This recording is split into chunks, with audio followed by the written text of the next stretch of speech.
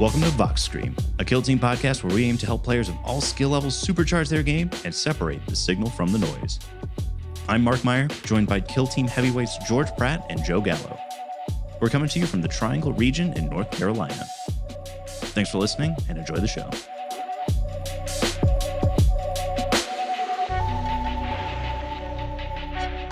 All right, y'all, welcome back. Another episode of Vox Scream in the books. Good morning, good morning. How's it going, y'all? Good morning. Doing pretty good. Joe, how's it going?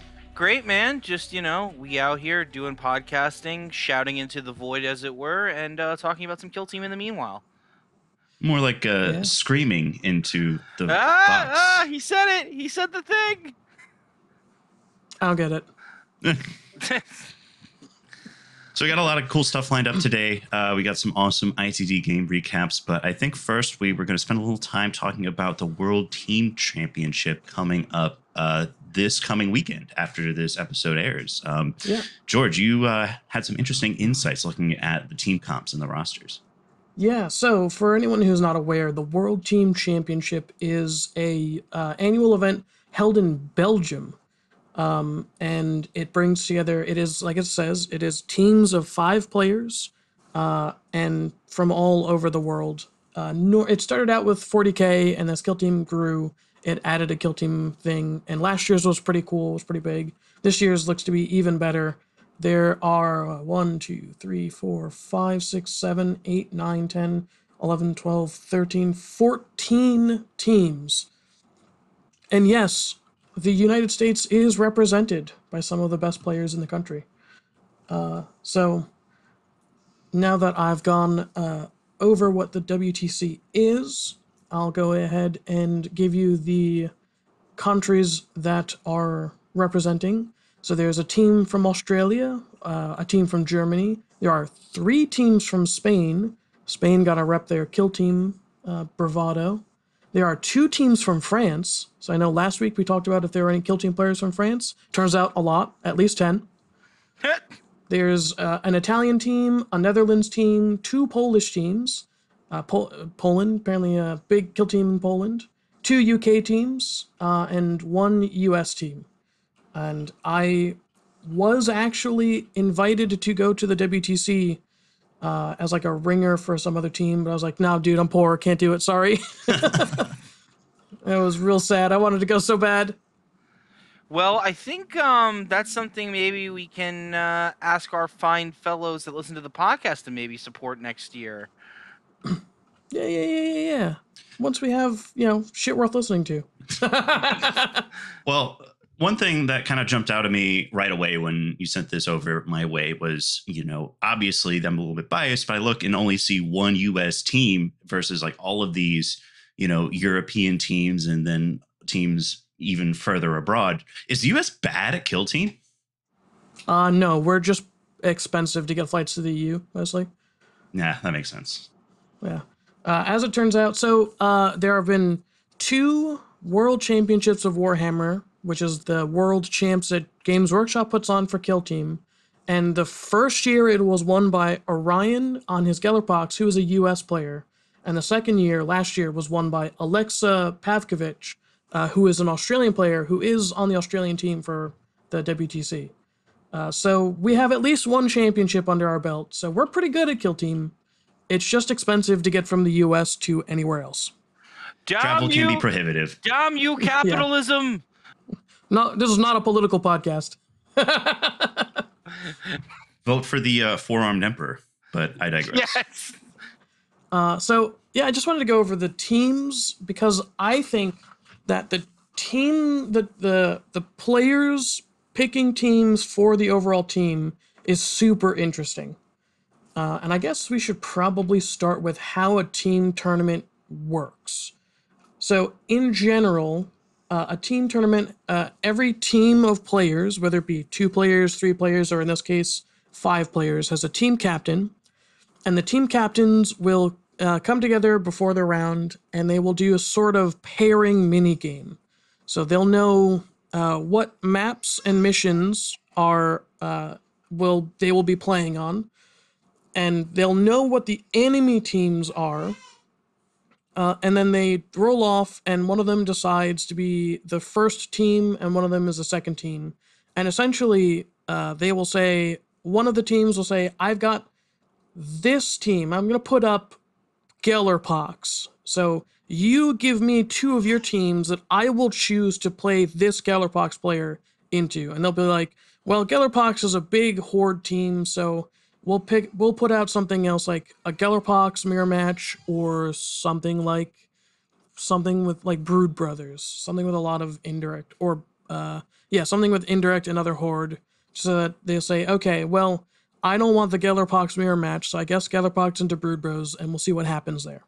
And so you do that, and flipping back and forth until all 5 players on a team have been paired off, and they choose. So the Gellerpox player says, okay, great, that's the mission. I'm going to play on Into the Dark because my Hulks are better on Into the Dark than on open board.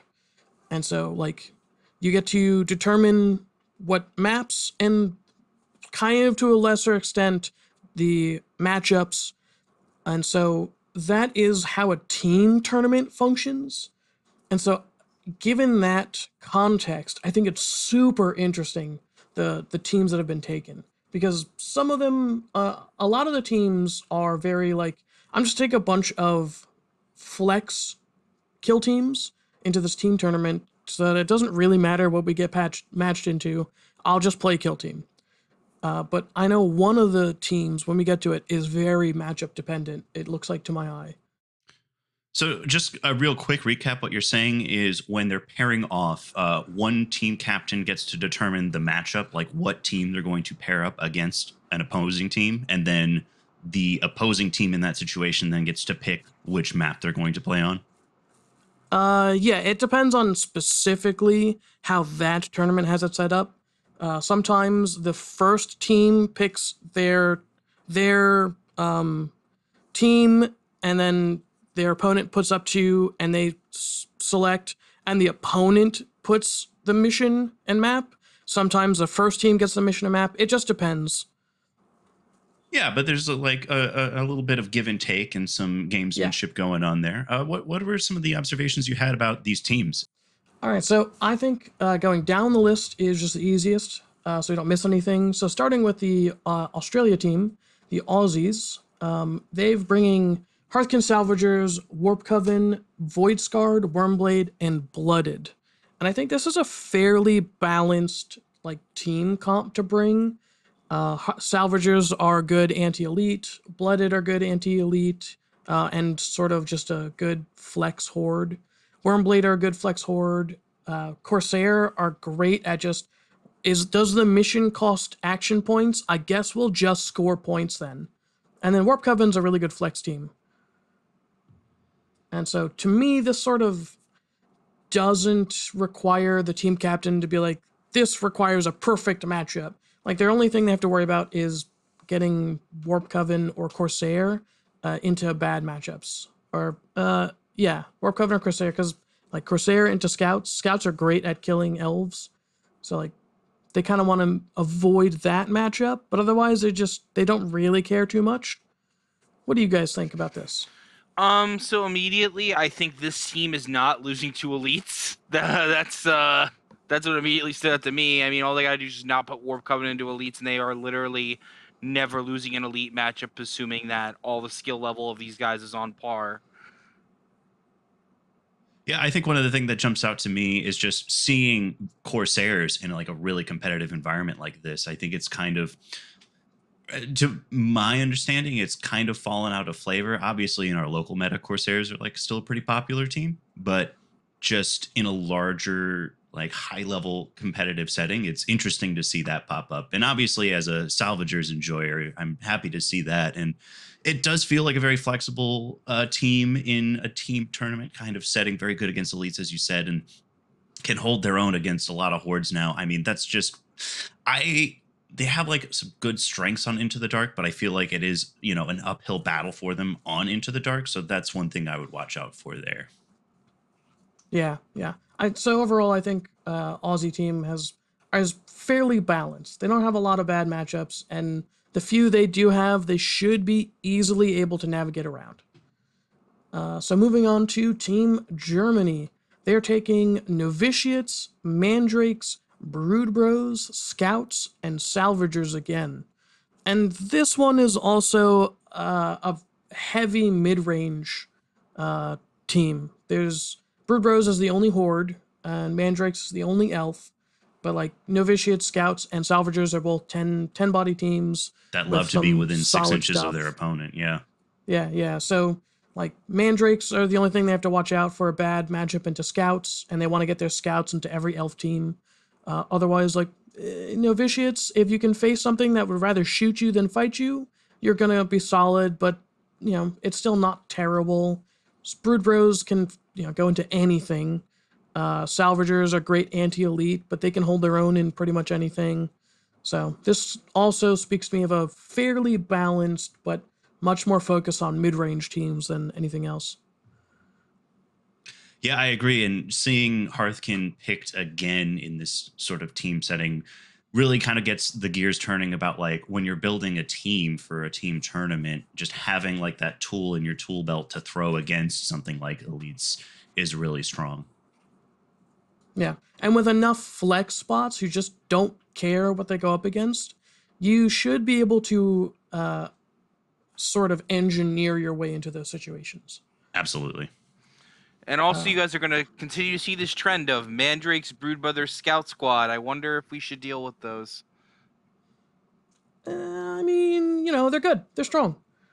So we're going to get into Spanish Team 1, España Primus. They went pretty balanced across the board. They've got Brood Bros and Inquisitorial Agents as the only Horde teams. They've got Mandrakes and Scouts as their Elf and mid-range, and then Phobos, which I believe is the first elite team that we've come across, is in Spain. And I'm not gonna lie, I like Phobos on the team. They're good, like, mission rushers. So loot and secure, they're real good at just scoring a bunch of points real fast and then denying the opponent points. Brood Bros Inquisitorial Agents are just solid Horde teams. They just can flex into anything. I don't know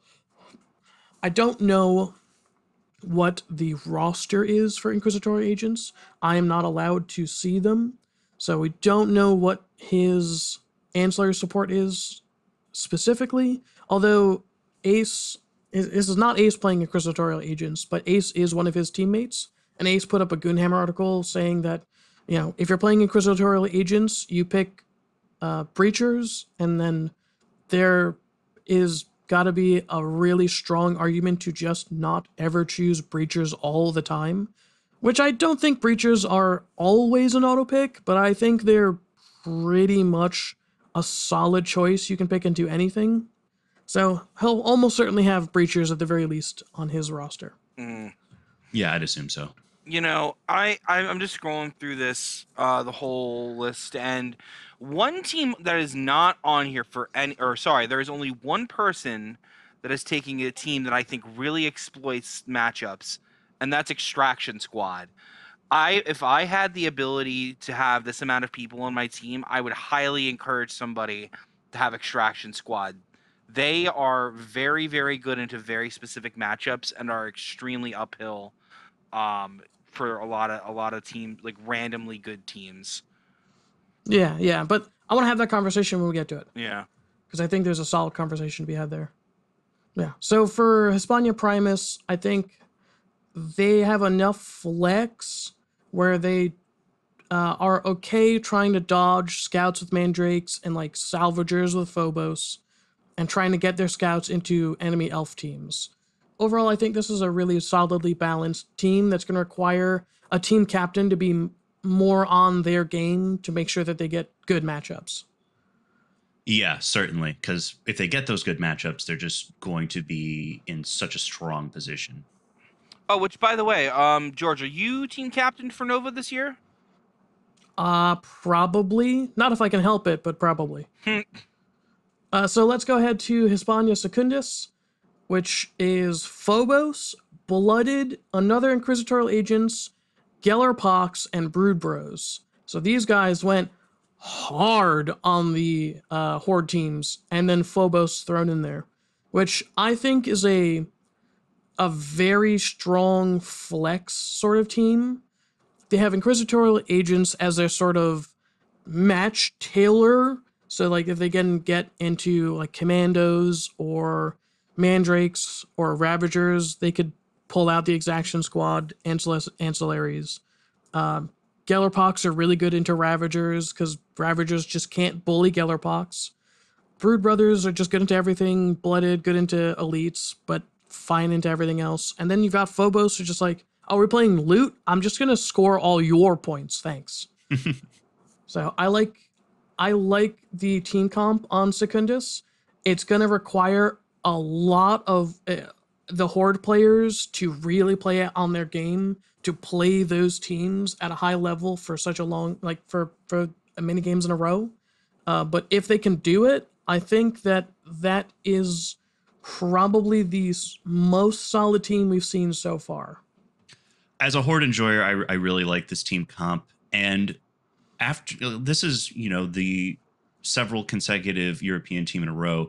And this is really interesting for me as somebody who's not disconnected, but doesn't really follow the larger sort of global competitive community for Kill Team. And so I've heard all these things about, Phobos being big in Spain.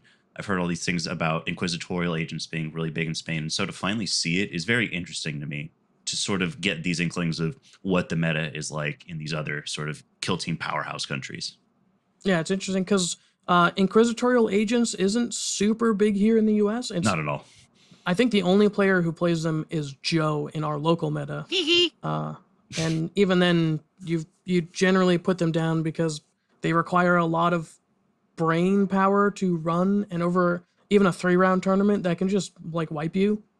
Yeah, I'll be honest. They're still in the back of my mind because I even like I'm trying to think of any American players that are like at the top tier that play them right now, and the only one I can think of is Adrian, but he's on Mandrakes right now.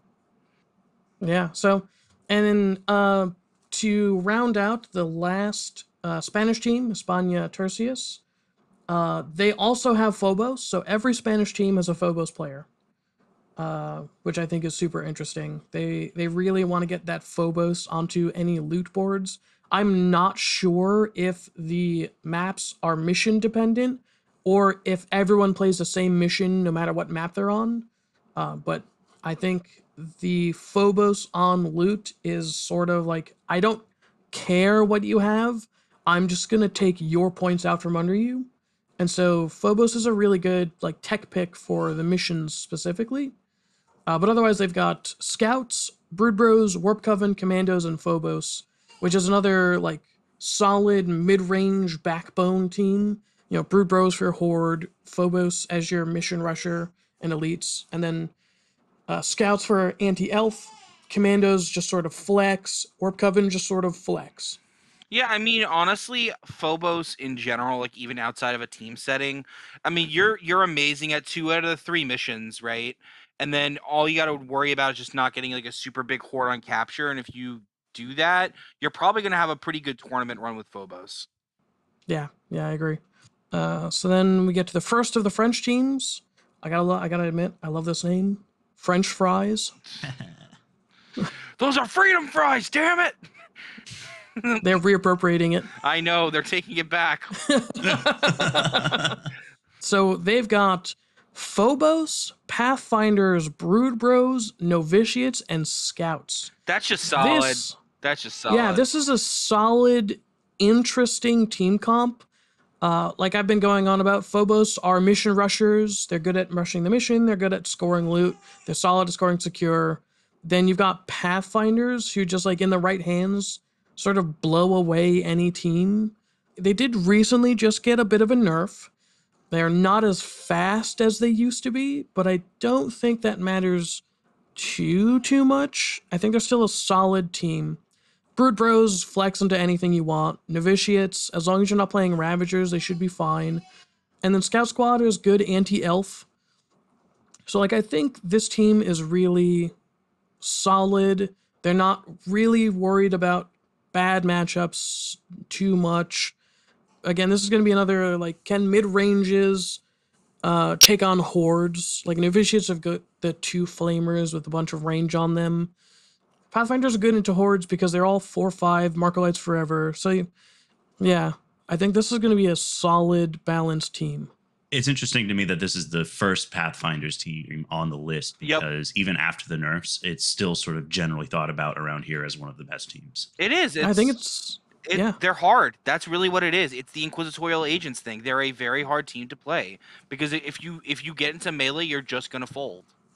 Yeah, you need to set up your marker lights so well in order to make the team work. And if you don't have the marker lights set up down, then the team just kind of folds. So yeah, it's a tough team to play, but when you play them well, they're very strong. And what's interesting is that this is the only Pathfinders player in the entire tournament.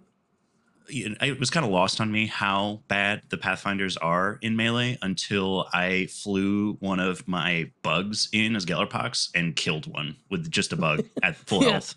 3 wounds, let's go. Just punch him. Oh, I won. Oh no. Yeah. And my Zangors routinely fail to deal any damage to Pathfinders because they actually just suck. George, remind me because the thoughts are matriculating in my head.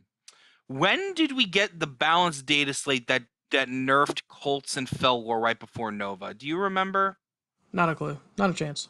Okay, because it did happen right before Nova, if I remember correctly, right? I have no idea. Couldn't tell you. Let me do some Googling because I have thoughts if that's the case.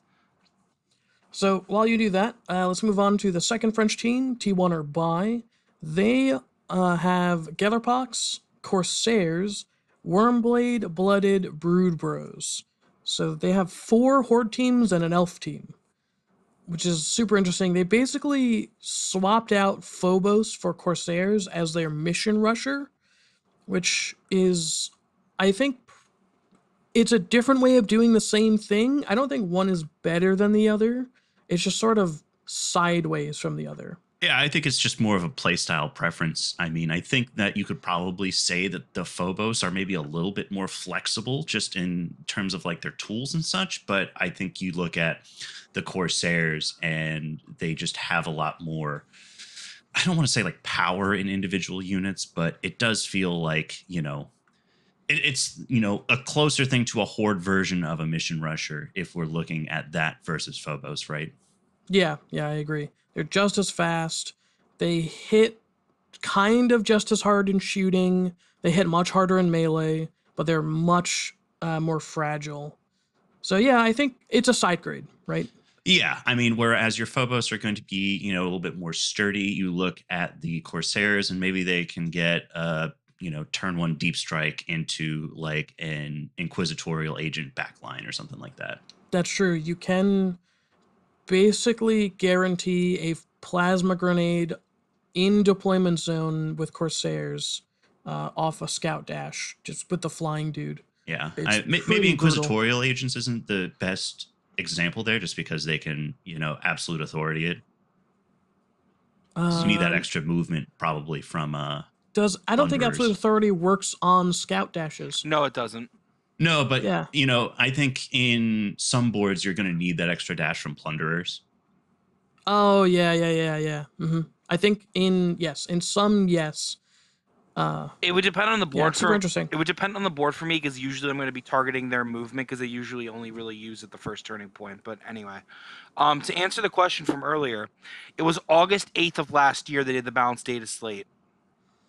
So yeah, just before Nova. Yep. So I would be very ready, depending on how the results of these next 2 big tournaments, for another data slate to slap down Scouts, Brood Brothers, and Mandrakes. That would be pretty surprising because I think the general consensus is that, the last data slate was sort of just that, the last data slate before the new edition. I don't know, because if it ends up being, because let's put it this way, we have 10. How many teams is it? You said 13, George?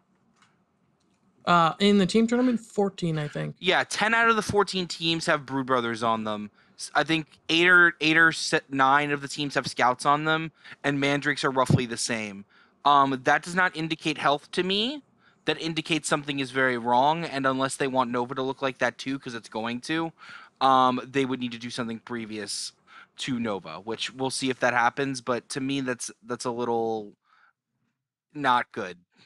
Man, I hope they don't touch Brood Bros because I've been really practicing them, and that would suck. Well, if you remember, if I remember correctly, were you not practicing Colt or Felgor right before Nova this happened? No, Were you on Vetguard? I was on Vetguard. Okay. Yeah. No, I was on Felgor. That's what it was. Okay, because I had just gotten second place at ATC. I was feeling real great about my life. And then they nerfed Felgor. Yep. And then you were like, you were in a downward spiral. I thought we would have to talk you off a cliff. I was like, fuck. Just like, I remember. Yep, I remember that. it's just it is. Felgar were just a thing for you, man. You had like some really great success, and then you know the nerf happened, and then I remember before the Triangle Open, you were going to play Felgor, and then you just like backed off of that at the last minute too. Yeah, I'm glad I did that ultimately because the way the boards were set up were not were conducive. Yeah, They were fine. I As the TO who was playing Felgor at the time, I would have played Felgor on all of those boards. well, either way, now Felgor have got nerfed even more, so it is and Yeah, I still think they're really good. yeah, I think I'd say so. I think they are too, and I'm not gonna lie, I was a bit of a how you say poussé when it comes to playing them, and I just felt Inquisitorial was a little bit stronger. Yeah, I think you and everyone else, when Felgor got nerfed, was relying too heavily on their frenzy ability, which, to be fair, was so busted that was the best way to play them. So, I don't think that was weird or wrong of you to feel the way you were, given the way you were playing them, which was optimally. Thank you, George. That makes me feel so much better. George, you want to tell me a little something about the Italian fried chickens? Yeah, it's a great name, is what it is. Yeah. So they're taking Blooded, Kinband, Scouts, Wormblade, and Nemesis Claw. So the first non-Phobos elite and the only Farstalker team. So they've got 3 hordes, mid-range, and Nemesis Claw as anti-elite, who can sort of flex into mid-range. They still kind of struggle into hordes, but, you know, if you play it well, it's still good.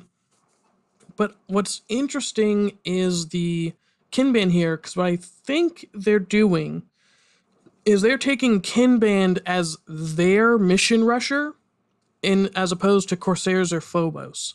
I think that's why they have them there, because Kinband, on paper, are really good at just scoring points.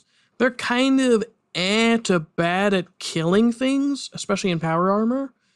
But like they'll mess up a horde team, no problem, and they'll just score a bunch of points.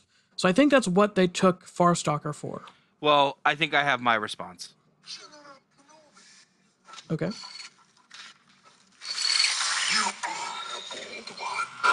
There you go. Anyways, yeah, no, taking Farstalkers into any tournament is wild to me, and taking them into as big a tournament as WTC is a bold move, to put it mildly.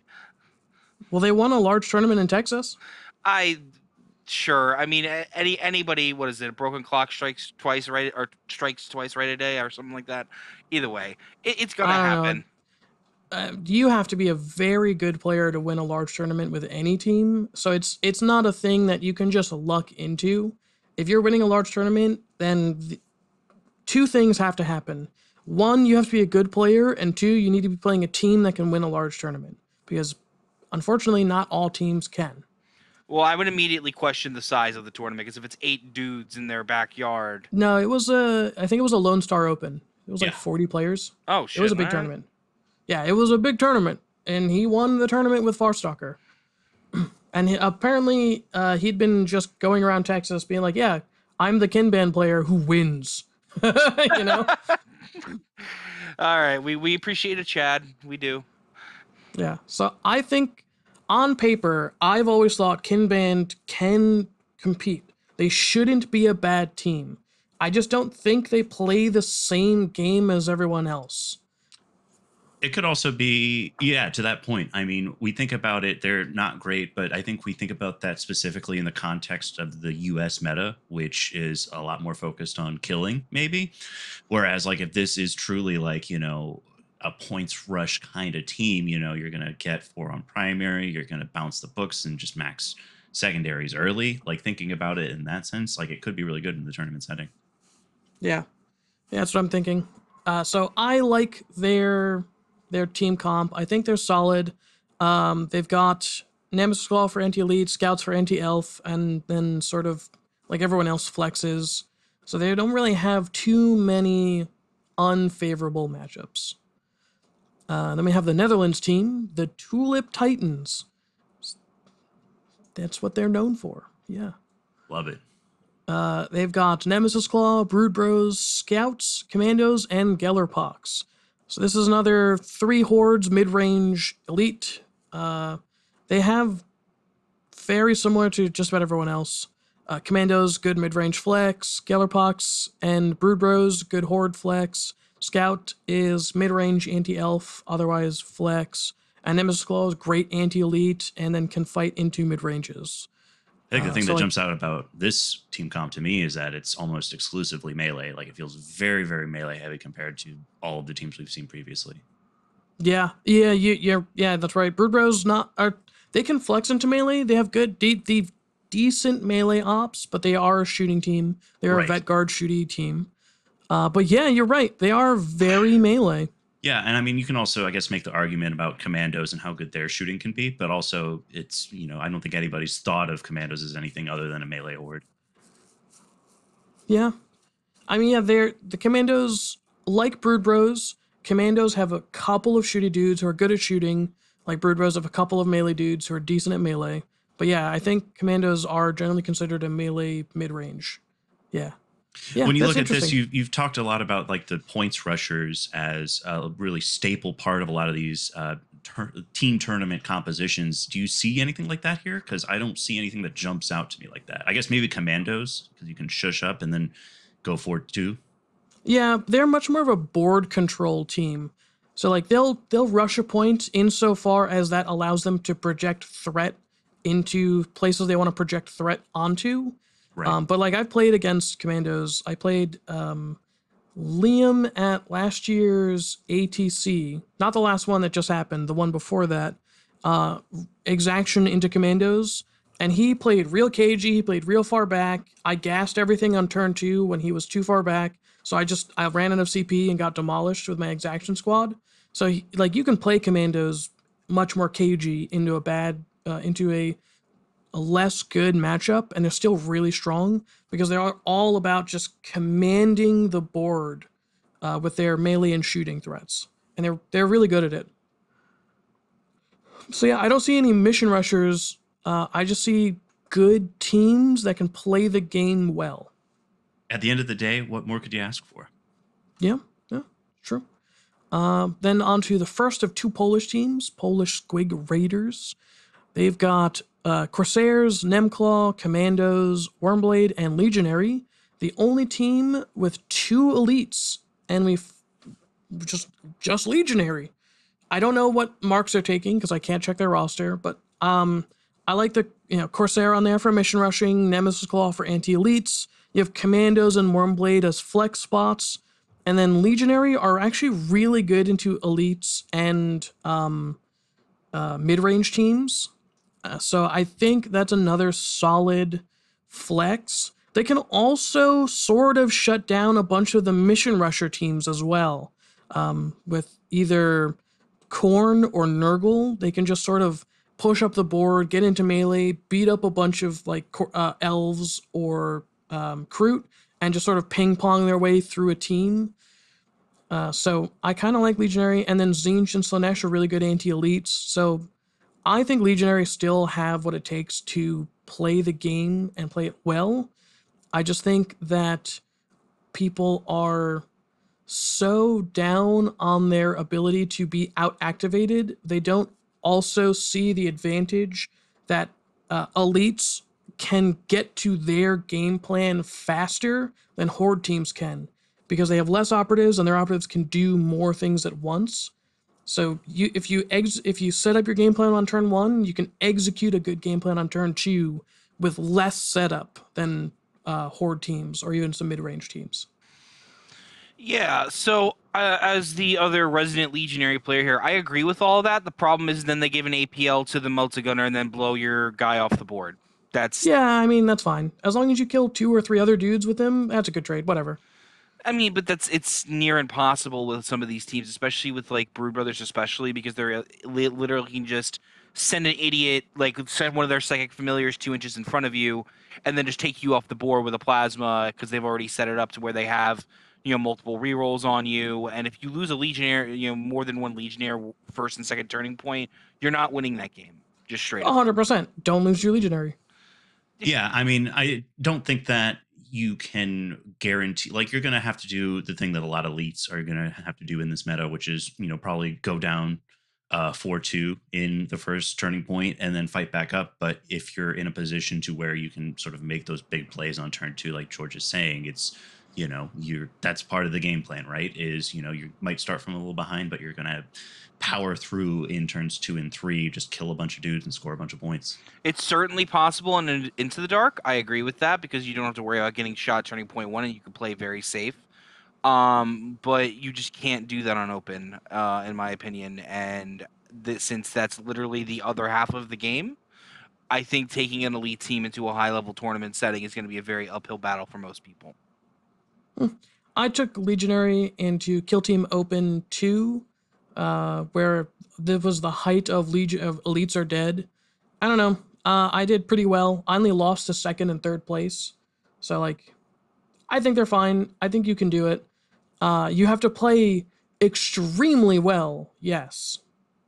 But they allow you to do things that Horde teams can't. And I think that if you play the game like you're playing a Horde team, you're going to lose as an elite team. I think they have to play the game like an elite team. I think there's 2 primary things that also need to not happen because particularly with elite teams, they don't have rerolls. Your rolls have to not shit the bed, so you can play as good as humanly possible. And if your rolls are just not there, you're going to lose. Now, bear in mind, I think that applies to most other teams, but I will say most other teams at the top of the brackets right now have very good, reliable rerolls. Scouts basically just don't miss shots because of the amount of rerolls they have, for example. Yeah, Scouts, Wormblade, Brood Bros, they've all got good, solid rerolls. And then 2, the other thing that's completely out of your control is the activation game. There's literally nothing you can do about it. Even if I roll max on Prussian tokens with Nemesis Claw, I'm going to get out activated and a good player will just wait you out. And sure, there's just that's when you know that's going to happen, so play into it. Don't be aggressive on turn 1. Stage on turn 1. If your opponent's getting aggressive, then you can use that to your advantage. If your opponent's playing really cagey, you can use that to your advantage. So you have to know that you're going to get out activated, and you have to play with that knowledge. You have to know, in Kill Team, you can always measure anything at any point. So measure movement ranges, measure charge ranges, know where you need to be in order to do the things you need to do, or be safe in case you can't do the things you want. And I think that's what you need to do as an elite team. And since you're playing far less bodies than Horde and mid-range teams, you've got the time to do it. So I don't think elite teams are out so much as they are harder to play. I'm not going to deny that. It's just you need to spend more time positioning and looking forward. I also think it's important to think about this in the context of the terrain. Like, we know that they're going to be using the WTC terrain. It's specifically made for this tournament, and there's a lot of heavy, lots of ways to block line of sight. I think that when you kind of factor those things in, it's not just like playing on Octarius, where if you don't have if you're not playing on like some of these TPT boards where it's just a lot of heavy in the middle, yeah, you can get shot off the board, but if there's a lot of heavy kind of strewn around, there's places to hide, there's places to stage. Yeah. I like the WTC terrain. I bought a set. Mark, yeah, you bought a set with me. It's really quite nice. And then in Into the Dark, elites are they can do things that most of their teams can't with their 3 APL. So I think elites are fine in this meta. Especially in a team tournament, I think you can do a lot with having a legionary on your team to go into Ravagers or Commandos or like Breachers even. I think they can be fine into Breachers, assuming you don't get blitzed, grenaded. I'm much higher on elite teams and team tournaments. In fact, I would encourage people to have at least one elite team on your team in a team tournament because you're able to mitigate everything I just said. Yeah, because you can engineer the matchups. So Yeah, and at so the end of the day, you look at it. I think my last point on this is just if you have a elite team and you're maybe like, you look at some of these earlier teams and you've got like the salvagers, and maybe they're throwing the salvagers into your elites. That's fine. You've got 4 other games, and maybe those matchups might go a little bit more in your favor because they've sacrificed a slot effectively to deal with elites. yeah, yeah. And as long as you lose less badly, and elites are pretty good at losing not badly if they're gonna lose, like that helps for secondaries and stuff. Makes sense to me. Team Poland. Playmakers. Team Poland, the second Polish team, they've got Commandos, Jaegers, Broodbros, Hunterclade, and Ravagers. The first Jaegers and first Ravagers on this list. I think the first Hunterclade too. Am I crazy? I think the first Hunterclade too. They are. So I like this team. It's 4 mid-range flex teams and Brood Bros, right? Like, Ravagers, don't go into Gellerpox, try not to do a mirror match. It'll be fine. Hunterclade can play into pretty much anything that, like, isn't Commandos, and even then, they can probably still fight Commandos, because Commandos don't have a lot of rerolls, and so with Vanguard support, making them injured, they can, your Sicarians can sort of blender them with power weapons. So I think this is just a solid, like, yeah, we've got 5 dudes. We've not a lot of bad matchups. Whatever you match into us, we'll play. Yeah, I think it's a really solid team comp, and I like it because it feels fresh compared to the other ones. I mean, as Jaegers are like a newer team, it's less obvious to me like where their place is on the team compared to like Brood Brothers, where it's just they're obviously like a good flex horde. But I really like the pick there as well. Yeah. Joe was playing Jaegers for a bit. He absolutely demolished my Mandrakes on Beta Decima. It was interesting. I really liked the way Joe played the Jaegers. I think they're pretty solid. Oh, I love the Jaegers, man. Let's put it this way: if scouts weren't like just so good right now, and I also just didn't like Space Marines more, I'd probably be playing Jaegers. In fact, actually, if scouts were themed in any other way that were not exactly Space Marines, I would be 100% playing Jaegers right now. Yeah, I like Jaegers. I think they're cool. So the first of the 2 British teams, the UK teams, I'm sorry, not British, UK. We have Team Dragon, which is Exaction Squad, Brood Bros, Commandos, Mandrakes, and Inquisitorial Agents.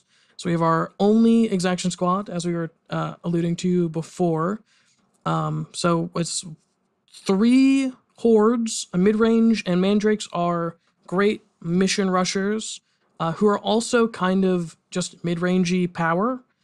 The team I was talking about that needed their team captain to be on point was Polish Squig Raiders. We kind of just glossed over it with all the elite matchups, but like Corsair, Voidscar, Nemclaw, and Legionary sort of need to go into the right matchups in order to do the best, and then their only flex is Commandos and Wormblade.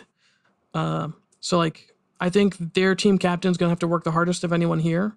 But back on to Team Dragon, I like this team comp because you have Exaction, who's like just a tech choice into Gellerpox, Mandrakes, and Ravagers, and Commandos. Teams that just want to hide in melee, they can't do that. And with the recent buffs, I've been wanting to go back to Exaction Squad. I do this every time Exaction Squad gets buffed. I want to go back to them and play them. I play like 3 games, and I remember that I am terrible at Exaction Squad. They do not play the game the way that I want to play the game, and I am incapable of change, apparently. I mean, I think playstyle is an important thing. We've kind of danced around the idea of talking about how like the neutral game and kill team can be compared to like fighting games. And I think we'll save that conversation for another episode. But I think like a player's playstyle is kind of the core of that.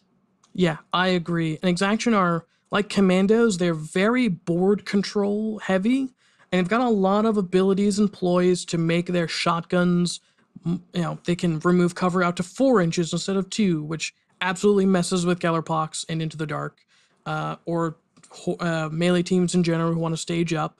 They get rerolls out in that 4 inches, hitting on 3s with 4/4 shotguns. And then their melee pieces are charge pass melee pieces. They always fight first, so you don't ever need to initiate a fight. You just want to lock people down.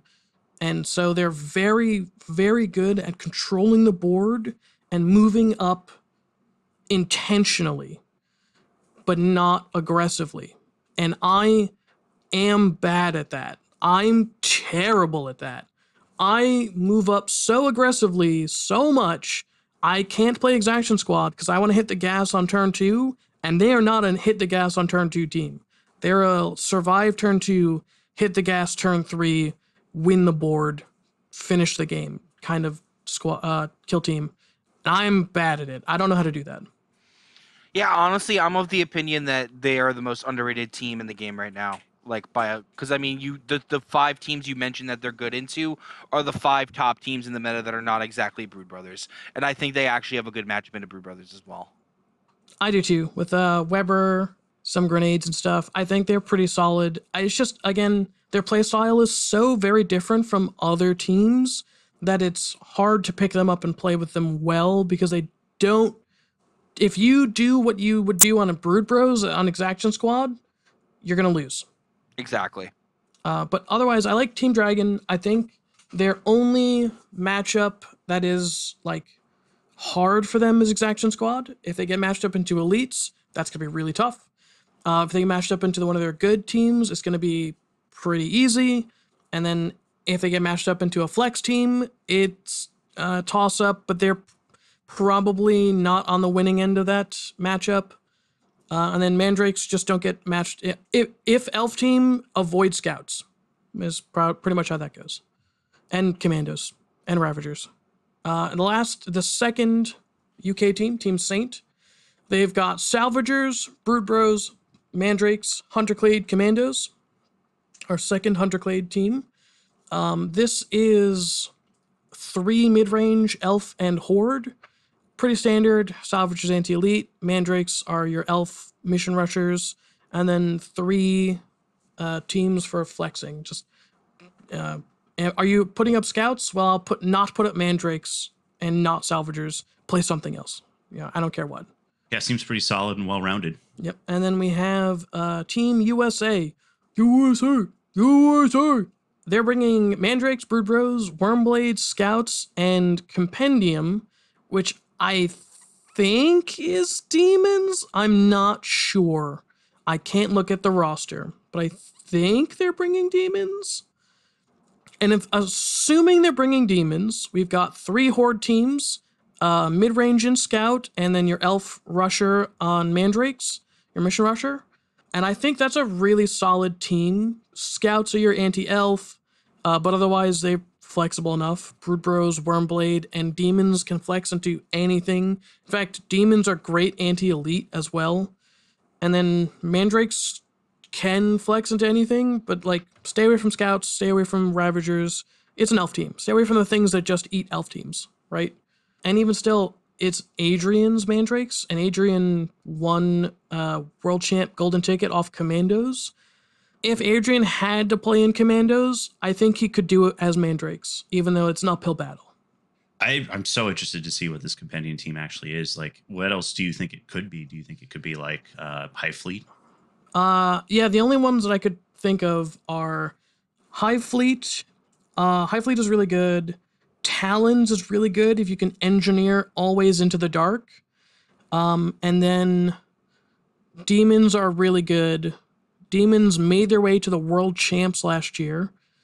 Sauer, player from Latin America, from South America, he got into the World Champs. He got his golden ticket off of Demons and played with Demons in the World Champs. So they've got the tools. I like it too because even if it's like a semi-bad matchup, you've got the roster flexibility to kind of figure it out. So it's interesting. It's the only compendium team coming from the U.S. because apparently that we've got the cojones to make that work. But yeah, I like I like looking at what people are taking into a team tournament because I want to find out. Obviously, all these teams are good. They wouldn't take them if they weren't competitive. But what was the plan for all these teams? And I think you can really sort to see what's going on where people take scouts, ravagers, commandos as anti-elf, and then elf teams for mission rushing or Phobos for mission rushing. You got to have an anti-elite in there somewhere, so salvagers, nemesis claw, other legionary even, and then you've got to have plenty of just like I don't care what you're playing. I've got Gellerpox, novitiates, brood bros, vet guard, Wormblade, Blooded. Those are the teams that I don't care what you're playing. I'll play Kill Team with you. Do you have any thoughts just generally on team tournaments and team tournament composition, Joe? Especially in the context of you and I playing together in the team tournament at Nova. I really enjoy the team tournament format in general. I think it's a lot of fun. I think it adds like an extra dynamic to the game that's not there normally. It allows teams that don't normally compete in single format to actually compete and have fun. And I love being captain and doing those advanced calculations of like what's better per matchup. It's what I'm specialized in. It's why George usually defaults to me when we're teammates. And the thought just occurred to me too. We can just call our team Vox Scream. We can just call our team Vox Scream. I can't wait to play you guys at the team tournament. I remember like Scott was talking so much smack last year about the team tournament because he got matched up against you guys in like the first round of the team tournament. He's like, I didn't come here to play these guys. I play them all the time. Yep. Well, that was an awesome discussion. A lot of really great insight. We spent a ton of time talking about that. Do you guys want to do like just a real quick hitter, like lightning round discussion of our league games from this past week? Yeah, let's do it quick. Yeah, so I'll go. I played Eddie. Eddie was playing Mandrakes. Eddie is a very good player. He has not played into Scouts yet, and he discovered, wow, 10 wounds is a lot of wounds to deal with. However, I will say several things that were mildly annoying in this game. The gloaming shroud for Mandrakes is really stupid and annoying. The fact that they have the Felgor thing where they just retain a dice so long as they're in shadow against every shooting attack makes them unfathomably more tanky, especially when he kept rolling 5s and 6 on his saves, and I was getting exactly 4 damage through on 2 shotgun shots where I was hitting every single hit. So that was very frustrating. But I ended up rounding out towards the end when he charged my courier target and he rolled a bunch of 2s and 1s, and I killed him. So, or no, Yeah, elf stuff. or I got him onto 1 health because Space Marine fists, man, they're 3/4. I got a crit and a hit, or 2 normals and a crit, so I did 7 damage to him exactly. Tapped him with another guy. He forgot a few things during his match too, of like when to use Slink into Darkness on his leader and stuff like that. But other than that, I just set up my game plan. I basically fought really hard on one side of the board, and that seemed to work out pretty well. Man, just their teleportability is just super annoying, and I don't like it. It's not It's fun. so good. It's not. I don't. There's no counterplay to it. That's what No, annoys me. Mandrakes are the team of no counterplay. That's their gimmick. They're not fun to play against. Like I mean, when I literally killed 90% of his team, he just scored 3 points at the very end for doing nothing other than being next to a wall, and that's not fun, especially in a game where positioning is so important. Positioning just matters zero to them. Just be next to heavy and score 3 points is like, I mean, we talked a lot about, the team tournament. That's why a lot of people are taking Mandrakes. They're just really good at doing the mission. They all have fucking power swords or some variety of power sword for some reason. They have a lot of really stupid gimmicks of like, oh, you can't activate within 6 inches of me if I'm based on a 3-up, and like a bunch of stuff that just makes it not fun and super frustrating to play against, especially like I said, when you're hitting them with 2 like shotguns that hits on 2s that should be in theory shredding them and then saving all your saves. But like I said, I set up the sniper to remove obscuring down a hallway. That worked out pretty well. Pretty much locked down that hallway. And I just kind of stayed on my points, my home points, and fought for those. Took advantage of point to get stolen. Yeah, that was the funny thing too. This actually happened multiple times during the game. Multiple times Eddie would charge my guys he would not roll the exact dice he needed, and he would just lose the fight.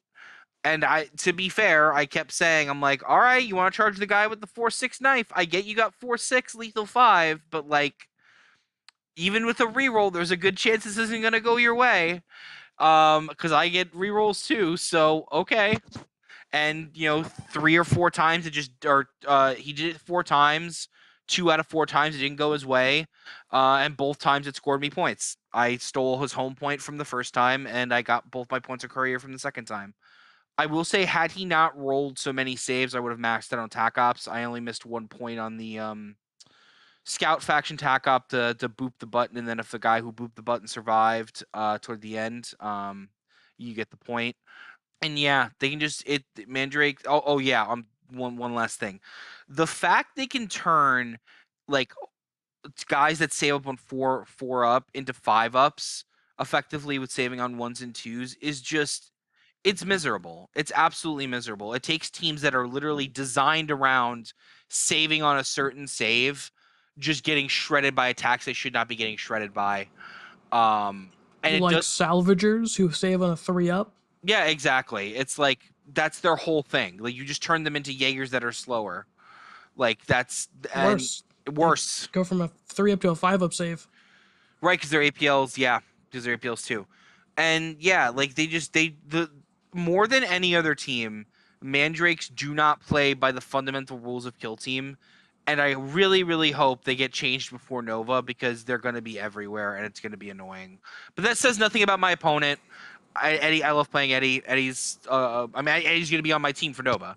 It's just I'm very frustrated with Mandrakes, how they were designed. They were not designed well, in my opinion. Yeah. My league game, and I think we skipped it, but we played Secure on DUCT, which is the ITD map number 10. I played Brood Bros into Trevor's Phobos strike team, and it was a very difficult game because Phobos are so fast and doors don't really, like, they don't care about doors. So I had to play very, very cagey outside of 2 inches, make sure that I could project threat from behind doors so he couldn't open doors freely, but also stay far enough away where if he did open a door, I wouldn't just get annihilated. So it was a very, very tough game positioning wise that I was able to sort of project enough threat and then move some dudes up into my threat bubbles to score points.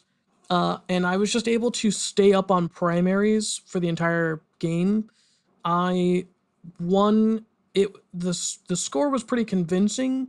It just doesn't tell the right tale because that game was really hard. Trevor's a really, really good player, and he just, in turn 1, he positioned such a way where I won initiative and gave him initiative because I couldn't do anything at the top of turn 2. So like it was an excellent game. He's an incredible player. And I was just able to leverage like my patriarch behind doors and melt-a-guns and stuff to sort of project threat and just like push him back a little bit, or if he went and got aggressive, I could punish him for being aggressive. And that was my game plan, and I was able to make it work. Was there any sort of like fun play of the game? I mean, my patriarch went up the side of the board and just ate a bunch of Phobos on one side, and then my veteran took a track target shot, a guard shot for the patriarch. So that was probably like the play of the game. Again, not a lot really happened. It was positioning. It was all just positioning, like, this is my threat range, this is your threat range, this is what I'm going to do if you do this is what you're going to do if I do this. And so, like, it was just, the game was in our head like that fight scene in the Jet Li movie, I think it's Fearless, where, like, the 2 dudes fight in the rain, but only in their head. I don't know if you saw that. It's a great scene. It's a great movie. Yeah, that sounds really dope. I haven't seen that. Oh, I should mention I did win my game 19-14. I didn't mention that. So my game, I played against Nick Shepard and his Vet Guard on Into the Dark, like we just talked about. It was a fantastic game. Nick's an excellent player. He's only won two of the last three major tournaments we've had here in the Triangle, so you can say he's pretty good. I ended up winning that game, and it was a very interesting game to me just because I played so much Vet Guard last year. I played Vet Guard and Commandos almost exclusively in the 2023 calendar year, just because I started with the starter set box and I had those teams, and I love them both. But I was very much just attuned to the sort of Vet Guard game plan on that particular map, where they're going to take move in the first turning point. They're going to move up and really contest or just take that room that's kind of closer to my deployment zone, that really narrow room on what would be the left hand side for me. And so I was very just like in touch with that. And so I stacked a lot of dudes up on that side of the board to be able to, if not capture or rather secure that objective, to be able to just sort of contest it so that he's not going to score stand fast on the first turn. And that was really like the big sort of thing on the first turn, was just sort of playing chicken around that room. He did give me the first activation, so I was able to move immediately into that room with some mutants. I wasn't able to secure it right away, but I was able to get my glitchling in there and secure it quickly next. I managed to dodge a lot of bullets just in terms of like, I think he rolled particularly badly. He rolled a lot of twos, so take aim didn't really help him out very much. And that's a sad thing as a Vet Guard player to roll a lot of twos, I gotta say. So at the top of the second turning point, he blasted a big chunk of dudes in that same room where we were kind of piled up, and dealt a total of 6 wounds, didn't kill any operatives. Volgar then came up and then flamered his grenade launcher, but In Death Atonement saved the grenade launcher.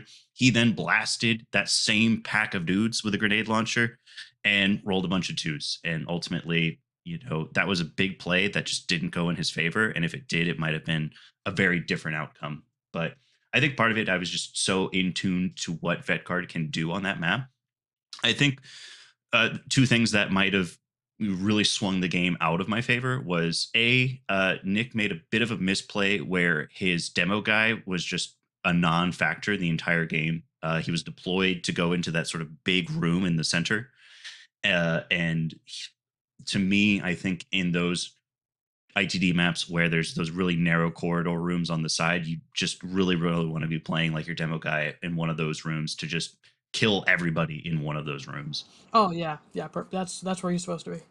Yeah, so that was a bit of a misplay. The other thing too is if it were me, I probably would have taken initiative on the first turning point and moved up and taken that or secured that one room, because with move, you can just barely get onto the point, and with your into the breach dash, you're able to get it up there.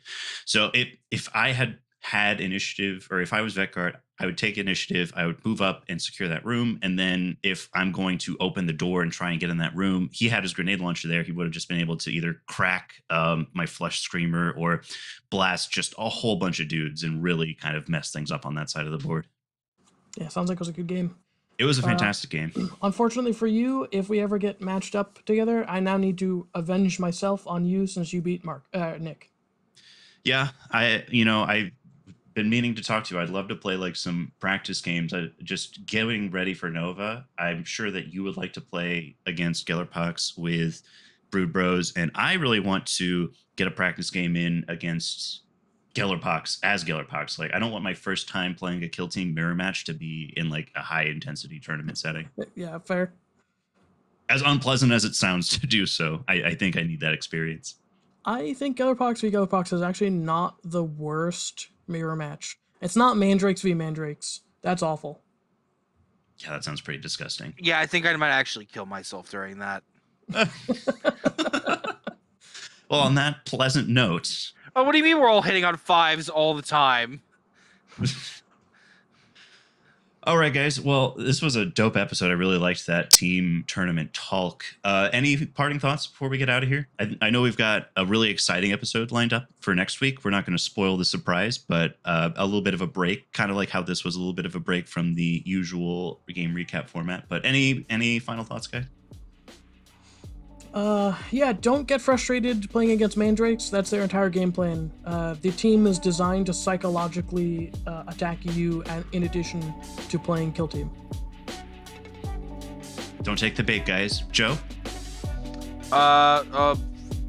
Titties. Fade out. Sorry, I completely zoned out.